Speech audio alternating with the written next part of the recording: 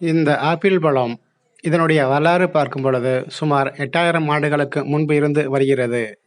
Melas domestica என்று இந்த ஆங்கிலத்தில் அழைப்பார்கள். குறிப்பாக தாவரவியல் வல்லுநர்கள் இவற்றை அழைப்பார்கள்.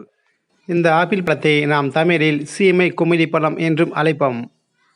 மேலஸ் சீவிரி என்று சொல்லக்கூடிய அந்த ரகம்தான் மிகவும் சிறப்பான ஒரு ரகமாகும். இவைதான் ஆராய்ச்சிக்கு அதிகமாக பயன்படுகிறது. இந்த வகையான பழங்கள் சைனா, கர்கிஸ்தான், உஸ்பெகிஸ்தான், கிர்கிஸ்தான் போன்ற நாடுகளில் மட்டுமே வளரக்கூடியது. இது வளர்வதற்கு பெரும்பாலும் குளிர் தேவை. ஆகையால் குளிர் தேசங்கள் மட்டுமே இந்த வகையான ரகங்களை நாம் காண முடியும். இந்த ஆப்பிள் பழத்தின் பூர்வீகம் மத்திய ஆசிய பகுதி ஆகும்.